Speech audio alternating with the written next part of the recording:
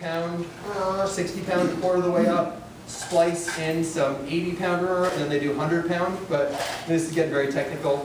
100 pound hollow is actually slightly thinner than 80 pound for whatever reason, something to do with the leaves. So I just fill it all the way with 100 pound and get the 500 plus yards.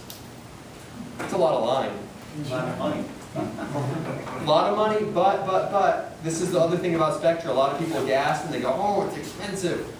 It is, but think along these lines. Initial investment, you load the reel with the Spectra, it's going to last you almost forever. I mean, there's reels on the Royal Polaris that have the original Spectra from Iserline from like 14 years ago. And then you're just using a top shot this big. So instead of going to the long fin or wherever you go, all right, it's $14 for your mono, you know, now you're not paying that every time. So that's one way to look at it. But the initial investment is a little, is a gasper. I took a look at your hollow, there's some crimps on it, like metal. Yeah, no, it's not metal. So when you use the hollow Spectra, it's like a Chinese finger cup, and you can use this for your local fishing with like a 60 pound hollow and put 30 inside there or whatever. The Spectra is like a Chinese finger cup, so you would insert it in with a rigging needle, and then you need something that's going to serve as like a lock, if you will. You can do a serve. Gary Sato makes that Sato crimp kit. All I do is I use a couple little nail knots. On that 100 pound, there's a nail knot on the fluorocarbon or mono that's put inside, which is like a blocker, you'll see. There's another one below it, and that locks it in. And then the one at the very bottom is just a cleanup to make it seamless. So we can talk more about it at the end. But a guy, his name is Gary Terioka. He's a pro staffer for Iserline. He's literally a rocket scientist. And he came up with this connection. It's called the nub connection. If you did a Google search, you could find it. Super strong. I mean, it looks like nothing, but I mean, I've roped on 280 pounders as hard as I can with it. So it's pretty impressive. He's a rocket scientist. He's a very technical guy.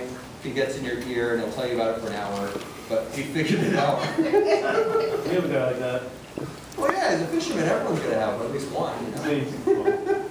Let's make it fun, right? What do you recommend hollow? Well, I use hollow Spectra for 100 pound on up, because as soon as you start doing knots at 100 pound on up, for your uni to uni and your tuning uni, it's not that strong, unless you do like a bimini to a worm or a bimini to an Albright. But now you have this big double line bulky connection, and you can't cast it through the guide. And you fish your sardine, you get your sardine back 100 yards, and it's dragging this thing around, you know?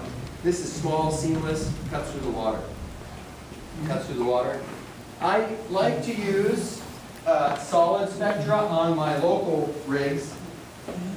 So this, I would use this for Alejos Rocks, Guadalupe Island, but if I was going to fish local white sea bass, I'd use this too, because I fish them right in the kelp. I fish them where the divers shoot them a lot of the time. So if you watch a YouTube video of all these sea bass in the water and there's kelp everywhere, like I fish them in the kelp, like boat in kelp. And the Spectra gives you a kelp cutting ability. And with solid Spectra, you get more kelp cutting ability because it's more abrasive and it's more rope-like and its whatever features, you know. So I like to use solid for that. But so in short, 100 pound on up, hollow, everything below, solid. Even though I have hollow on there, but it's just because it's what I have. Are you using riser license? I've used it all, to be honest with you. This is Jerry Brown. I like the Jerry Brown Spectra a lot, but it's also what I've learned how to do splices and everything else with. Iserline's really good. You get what you pay for. You got to put it that way. You get what you pay for. There's some cheaper stuff on the market, and you go to do your splices, and it just like blows out at the end, and it's not that great. So, Iserline, Jerry Brown, Blackwater, a good one.